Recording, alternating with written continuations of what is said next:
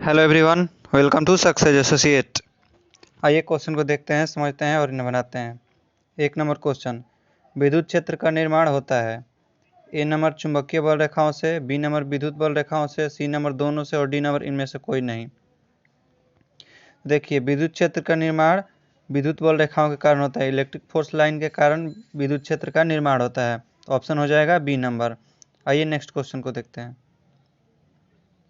Next question, विद्युत बल रेखाएं डैश से उत्पन्न होकर डैश में खत्म हो जाती है। अब पूछ रहा है विद्युत बल रेखाएं कहाँ से उत्पन्न होकर और कहाँ पे खत्म हो जाती है। तो देखिए, जो विद्युत बल रेखाएं होती है वो पॉजिटिव चार्ज की, पिछले क्लास में मैंने आपको बताया था पॉजिटिव चार्ज की दिशा क्या होती है, आउटसाइड होती है। पॉजिटिव चार्ज की दिशा आउटसाइड और निगेटिव चार्ज की दिशा इनसाइड। निगेटिव चार्ज की दिशा इनसाइड। तो देखिए, इसकी आउटसाइड यानी पॉजिटिव से उत्पन्न होता है और इनसाइड मतलब निगेटिव में जाके खत्म हो जाता है। तो इसकी जो दिशा होगी वो पॉजिटिव से निगेटिव की तरफ होती है, क्योंकि पॉजिटिव चार्ज की जो दिशा है वो आउटसाइड होती है और निगेटिव चार्ज की दिशा इनसाइड। तो ये पॉजिटिव से उत्पन्न होगा और निगेटिव में खत्म हो जाएगा। तो इस प्रकार आंसर हमारा हो जाएगा ए नंबर। 2 नंबर क्वेश्चन का आंसर ए नंबर, पॉजिटिव में उत्पन्न होती है और निगेटिव में जाके खत्म हो जाती है। आइए नेक्स्ट क्वेश्चन को देखते हैं। नेक्स्ट क्वेश्चन बोल रहा है विद्युत बल रेखाएं होती है, मतलब विद्युत बल रेखाएं कैसी होती है, आभासी होती है, वर्चुअल या बोल रहे हैं आभासी होती है, काल्पनिक होती है। आभासी और काल्पनिक दोनों और इनमें से कोई नहीं। देखिए, जो विद्युत बल रेखाएं हैं वो काल्पनिक होती हैं, वर्चुअल रेखाएं होती हैं। विद्युत बल रेखाएं जो होती है वर्चुअल होती है, तो ऑप्शन हो जाएगा बी नंबर। आइए नेक्स्ट क्वेश्चन को देखते हैं। नेक्स्ट क्वेश्चन बोल रहे हैं विद्युत बल रेखाओं के किसी बिंदु पर स्पर्श रेखा खींचने से डैश डैश प्राप्त होती है। मतलब विद्युत बल रेखाओं से जब किसी बिंदु पर स्पर्श रेखा खींची जाती है तो क्या प्राप्त होती है। ए नंबर में दिया है विद्युत क्षेत्र, बी नंबर पॉजिटिव चार्ज की दिशा, सी नंबर विद्युत क्षेत्र की दिशा और डी नंबर निगेटिव चार्ज की दिशा। देखिए, जब विद्युत बल रेखाएं किसी बिंदु पर स्पर्श रेखा खींचती है तो उसे विद्युत क्षेत्र की दिशा की प्राप्त होती है कि विद्युत क्षेत्र इलेक्ट्रिक फील्ड जो है किस दिशा में, उसका डायरेक्शन मालूम चलता है। तो आंसर हो जाएगा सी नंबर, यानी विद्युत बल रेखाओं के किसी बिंदु पर स्पर्श रेखा खींचने से डैश यानी विद्युत क्षेत्र की दिशा की प्राप्ति होती है। तो ऑप्शन हो जाएगा सी नंबर। विद्युत क्षेत्र की दिशा प्राप्त नहीं होती है, उसकी डायरेक्शन प्राप्त होती है। विद्युत क्षेत्र की जो दिशा होती है वो प्राप्त होती है, पॉजिटिव चार्ज नहीं प्राप्त, निगेटिव नहीं होगा। ऑप्शन हो जाएगा हमारा सी नंबर, आंसर हो जाएगा। 4 नंबर क्वेश्चन का आंसर सी। आइए अब नेक्स्ट क्वेश्चन। नेक्स्ट क्वेश्चन बोल रहा है विद्युत बल रेखाएं एक दूसरे को काटती है। पूछ रहा है विद्युत बल रेखाएं जो एक दूसरे को कितने डिग्री के एंगल पर काटती है, कब प्रतिच्छेद करती है। ए नंबर ऑप्शन दिया है 0 डिग्री पर, B number 90 degree, C number 45 degree और डी नंबर नहीं काटती है। देखिए, जो विद्युत बल रेखाएं होती है वो एक दूसरे के समानांतर होती है। एक दूसरे के समानांतर होती है तो ये आगे कितनी भी बढ़ती जाए एक दूसरे को कभी नहीं काटेगी। तो इसका सही आंसर हो जाएगा डी नंबर, यानी विद्युत बल रेखाएं एक दूसरे को कभी नहीं काटती। अगर सपोज डेट काटती भी है किसी बिंदु पर तो विद्युत क्षेत्र की दो दिशा प्राप्त होगी। यहाँ पे अगर प्रतिच्छेद करती है तो एक डायरेक्शन ये प्राप्त होगा और एगो ये प्राप्त होगा। तो विद्युत क्षेत्र की दो दिशा एक ही पॉइंट पे जो कि असंभव है, इसलिए एक दूसरे को कभी नहीं काटती है। शॉर्ट क्वेश्चन में पूछता है विद्युत बल रेखाएं एक दूसरे को क्यों नहीं काटती है, तो इसका आंसर होगा विद्युत बल रेखाएं एक दूसरे को इसलिए नहीं काटती कि उनके काटान बिंदु पर इलेक्ट्रिक फील्ड की दो दिशा प्राप्त होती है। इलेक्ट्रिक फील्ड की विद्युत क्षेत्र की दो दिशा प्राप्त होती है जो कि असंभव है। अब बताइए, एक फील्ड का दो गो दिशा नहीं ना मालूम चल सकता, तो इसलिए वहाँ पर वो लिखा जाता है कि जो कि असंभव है। तो सही आंसर उसका ये हो जाएगा, नहीं काटती है। आंसर डी, विद्युत बल रेखाएं एक दूसरे को कितने डिग्री एंगल के पर काटती है, तो विद्युत बल रेखाएं एक दूसरे को कभी नहीं काटती हैं, क्योंकि ये तो एक दूसरे के समानांतर होती है। फर्स्ट रीजन ये हो गया, एक दूसरे के समानांतर होती है, वो एक दूसरे को भी प्रतिच्छेद करेगी ही नहीं, आगे कितने भी जाएगी, दूरी सेम रहेगा। और दूसरा रीजन ये हो गया कि ये जब एक बिंदु पे काटेगी तो वहाँ पे दो इलेक्ट्रिक फील्ड की दिशा प्राप्त होगी जो कि असंभव है। तो इस प्रकार से आंसर हो जाएगा 5 का डी नंबर। आइए अब नेक्स्ट क्वेश्चन को देखते हैं। देखिए, नेक्स्ट क्वेश्चन बोल रहा है डाइपोल पर लगने वाला बल की दिशा होती किस नियम से निकाला जाता है। पूछ रहा है जो डाइपोल पे फोर्स लगता है उसको किस नियम से निकाला जाता है। ए नंबर ऑप्शन में दिया है न्यूटन के नियम से, बी नंबर कूलाम के नियम से, सी नंबर RHTR मतलब राइट हैंड थंब रूल, और सी नंबर में दिया है लेफ्ट हैंड थंब रूल। ये जो रूल है वो मैक्सवेल का है शायद। देखिए, जो डाइपोल पर लगता है फोर्स उसको RHTR से निकाला जाता है, राइट हैंड थंब रूल से निकाला जाता है। यानी डाइपोल पर जो फोर्स लगता है उसको किस नियम से निकाला जाता है, right hand thumb rule. Right hand thumb rule दाहिने हाथ का थंब नियम से निकाला जाता है इसको, डाइपोल पर लगने वाला फोर्स की दिशा।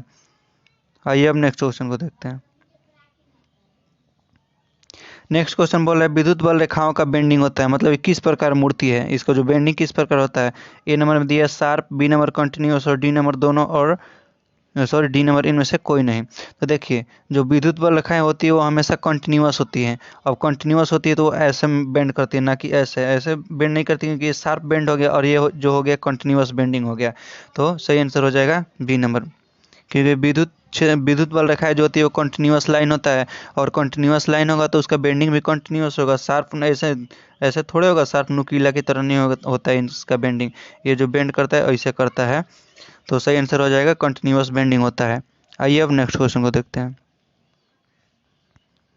देखिए नेक्स्ट क्वेश्चन बहुत इंपॉर्टेंट है, इसे आप लोग नोटबुक में नोट कर लीजिएगा। इस 2 नंबर का क्वेश्चन बन जाता है इजी से। देखिए 2 नंबर क्वेश्चन, देखिए किसी छोटे से तल के लंबवत गुजरने वाले विद्युत बल रेखाओं की संख्या को कहते हैं।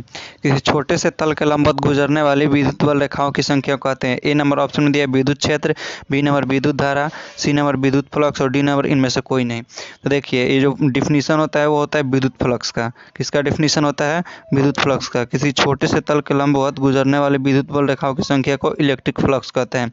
इसे फाई से सूचित करते हैं। यह ऑब्जेक्टिव में पूछा जाता है कि विद्युत फ्लक्स को किससे सूचित करते हैं, तो इसे फाई से सूचित करते हैं। और ये 2 नंबर क्वेश्चन में पूछता है कि विद्युत फ्लक्स क्या है, तो उसको आप लोग ऐसे लिख सकते हैं, किसी छोटे से तल के लंबवत गुजरने वाली विद्युत बल रेखाओं की संख्या को विद्युत फ्लक्स कहते हैं। ऐसे आपका 2 नंबर का क्वेश्चन ईजी से बन जाएगा। इसे आप लोग नोटबुक में लिख लीजिएगा और अच्छे से याद कर लीजिएगा। इसमें आगे इससे रिलेटेड और चीज़ें उसको भी अपने नोटबुक में नोट करते रहिएगा। आइए नेक्स्ट क्वेश्चन को देखते हैं। देखिए नेक्स्ट क्वेश्चन, विद्युत फ्लक्स हमेशा बराबर होता है। जो पूछ रहा है विद्युत फ्लक्स इक्वल होता है, विद्युत फ्लक्स यानी फाई किसके इक्वल होता है। ए नंबर ऑप्शन में दिया है ई डॉट डी ए, मतलब डी ए का मतलब हो गया छोटा सा तल कोई, उसमें विद्युत फ्लक्स बोलते हैं ना किसी छोटे से तल के लंबवत गुजरने वाले विद्युत बल रेखाओं की संख्या। तो जो डी ए है वो छोटा सा क्षेत्रफल का एक छोटा सा भाग है डी ए। और बी नंबर ऑप्शन में दिया है E D A cos theta, और सी नंबर दोनों और डी नंबर इनमें से कोई नहीं।